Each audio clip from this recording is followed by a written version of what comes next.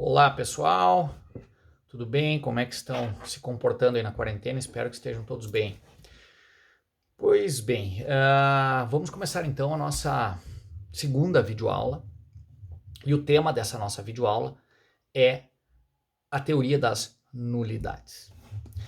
Pois bem, quando a gente fala em nulidade, a gente tem que começar analisando o seu conceito. As nulidades no processo do trabalho, elas estão regidas entre os artigos 794 e 798 da CLT. Mas a gente poderia fazer essa videoaula fazendo uma leitura dinâmica, rápida dos artigos e comentando eles, porque na verdade toda a estrutura ela é facilmente compreendida nos dispositivos legais ali presentes. Mas eu proponho que a gente faça uma análise um pouquinho diferenciada para que a gente tenha mais facilidade de compreender essa questão. Pois bem, começamos então com o conceito de nulidade. Nulidade nada mais é do que uma sanção, uma pena. Uma pena aonde e para quem? Uma pena aplicada pelo juiz, pelo julgador, para um ato que foi realizado em desconformidade com a forma prevista em lei e causou prejuízo. Prejuízo ao interesse público ou prejuízo a outra parte. E que pena é essa que ele aplica? A pena é privar o ato, tirar do ato os efeitos que dele se esperavam. Então esse é o conceito de nulidade, quer dizer, é a sanção prevista em lei que priva o ato dos seus efeitos por ter sido ele realizado de forma diferente daquela prevista em lei e ter causado prejuízo. Prejuízo ao processo, prejuízo ao interesse público ou prejuízo à parte contrária. E desta parte final desse conceito, a gente consegue extrair e lembrar, porque isso é da teoria geral do processo, que existem dois tipos de nulidade. A nulidade pode ser absoluta ou a nulidade pode ser relativa. A nulidade absoluta é aquela em que o prejuízo é presumido porque o ato viola o interesse público. Está lá no 64 do novo Código de Processo Civil. Já portanto, essa nulidade, ela deve ser declarada de ofício pelo juiz. Por exemplo, a incompetência em razão da matéria, incompetência em razão das pessoas. Já a nulidade relativa, o prejuízo é a parte contrária. E, portanto, a ela que incumbe arguir, no momento processual oportuno, sob pena de convalidar o ato inicialmente defeituoso. Aquele ato que inicialmente era passivo de nulidade é convalidado pela inércia da parte contrária. Então, pessoal, começamos então a entender a nulidade e seus dois tipos, a nulidade absoluta e a nulidade relativa. No processo do trabalho, como eu adiantei já no início do nosso vídeo, a nulidade pode ser vista, analisada, através de uma matriz principiológica baseada em 6 princípios. Tá?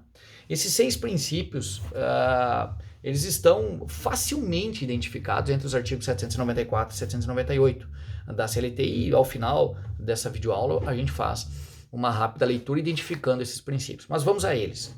O primeiro princípio é o princípio da legalidade. A nulidade depende do que estiver previsto em lei. Ou seja, só se declarará nulidade se o ato for realizado em desconformidade à forma prevista em lei. Essa é a razão da nulidade, né? A realização de um ato de forma diversa da que tenha sido prevista em lei. Mas é importante lembrar que, atrelado ao princípio da legalidade, nós temos o princípio do prejuízo, o segundo prejuízo. Que não há nulidade sem prejuízo. Esse prejuízo ele pode ser ao interesse público, que daí ele é presumido, na nulidade absoluta ou a parte contrária, na nulidade relativa. Não havendo prejuízo, não há nulidade. Um exemplo. O reclamado, notificado de uma ação não notificado da existência de uma ação trabalhista, mas que tome conhecimento dela a respeito, enfim, por uma forma diversa, o advogado toma conhecimento por ir à Justiça do Trabalho e descobrir que no pregão da Vara do Trabalho existe uma audiência determinada, ele comparece à audiência e realiza normalmente a sua defesa. Ora, o ato foi realizado da forma prevista em lei? Não. Ele deveria ter sido notificado nos termos da lei para a realização da audiência e elaboração da sua defesa. Mas, embora não tenha sido, ele prontamente compareceu à audiência e realizou plenamente a sua defesa. O ato foi realizado da forma originalmente prevista em lei? Não. Houve prejuízo? Também não. Então, se traz aqui a ideia do prejuízo como elemento nuclear da nulidade. Na sequência, nós temos o princípio da instrumentalidade das formas. Vocês vão encontrar o princípio da instrumentalidade das formas também sob a denominação de princípio da finalidade. Por quê, pessoal? O princípio da instrumentalidade das formas, ele tem uma razão muito objetiva, que é, ainda que o ato tenha sido realizado de forma diversa da prevista em lei, mas tenha atingido a sua finalidade sem causar prejuízo, o ato deve ser reputado como válido. Essa é a ideia por isso que se chama princípio da finalidade. Quer dizer, atingiu a sua finalidade sem prejudicar o interesse público, sem prejudicar a parte adversa, esse ato é reputado como válido. Na sequência, nós podemos encontrar o princípio do aproveitamento da parte válida do ato. O princípio do aproveitamento da parte válida do ato, ele tem uma razão muito lógica, que é no princípio seguinte, que eu vou falar para vocês, que é o princípio da economia processual. Mas o princípio do aproveitamento da parte válida do ato tem por objetivo aproveitar o processo. Para os meus alunos, para as turmas em que eu já atingi essa parte da matéria, eu costumo dar um exemplo, desenhar no quadro, uma maçã ou uma laranja, em que parte dessa laranja esteja podre. E nós queremos consumir, nós temos o interesse de consumir essa laranja, ou devemos consumir essa laranja.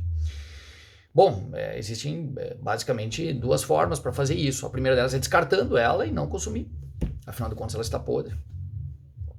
Ou a segunda é retirar a parte que não esteja adequada e consumir o resto. É aqui que a gente aplica o princípio da instrumentalidade, do aproveitamento da parte válida do ato. Ora, vamos imaginar um exemplo, se o Tribunal Regional do Trabalho, num recurso ordinário, vier a declarar a nulidade, vier a considerar um argumento do recurso de, por exemplo, cerceamento de defesa, porque o juiz de primeiro grau indeferiu uma testemunha, né? E, portanto, cerceou a defesa da parte, o direito ao contraditório da parte. O tribunal acolhe essa tese e diz, não, de fato, o juiz não poderia ter obstado a produção dessa prova. E aí ele vai declarar nulidade, né? Desse ato, dessa audiência, esse ato do juiz que negou a oitiva dessa testemunha. E aqui que vem o princípio. Há necessidade de você declarar a nulidade de todo o processo? Desde a sua postulação? Não. Por quê? A petição inicial, a defesa, a audiência de conciliação, a manifestação da outra parte, os depoimentos pessoais, por exemplo, nada desses atos processuais estão contaminados. O que está contaminado é desde aquele ato nulo e todos aqueles posteriores que dependam dele. Então, o tribunal, ao reconhecer a nulidade, vai, aplicando o princípio do aproveitamento da parte válida do ato, vai declarar a nulidade a partir daquele ato que cerceou a defesa, daquela decisão do juiz, e de todos aqueles que dele dependeram, que foram consequências daquele ato, como, por exemplo, e obviamente, até a própria sentença de primeiro grau. E o princípio da instrumentalidade do aproveitamento da parte válida do ato tem muito a ver com o princípio da economia processual. Por que princípio da economia processual? Quer dizer, você extrair o máximo do processo com o menor número de, vamos chamar, movimentos processuais. Né? Aproveitar o processo.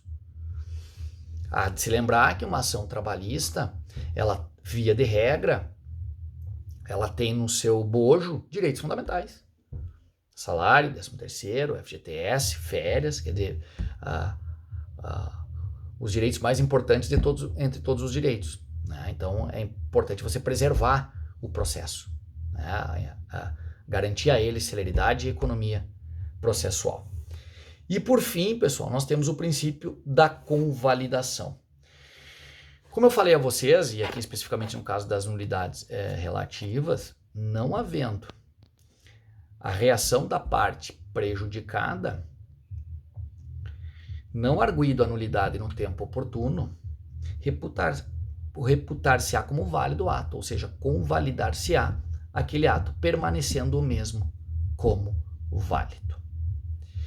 Essa é a estrutura principiológica, vejam só 6 princípios. Princípio da legalidade, princípio da instrumentalidade das formas ou finalidade, princípio da economia processual, princípio do aproveitamento da parte válida do ato, princípio do prejuízo e princípio da convalidação. Esta é a estrutura principiológica da teoria das nulidades no processo do trabalho. A gente facilmente identifica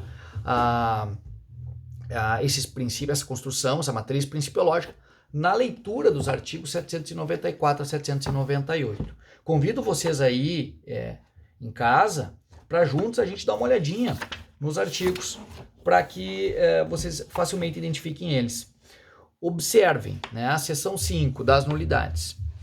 Nos processos sujeitos à apreciação da Justiça do Trabalho, só haverá nulidade quando o resultado dos atos inquinados manifesta o prejuízo. Obviamente, aqui não preciso nem maiores detalhes para a gente identificar facilmente o princípio do prejuízo.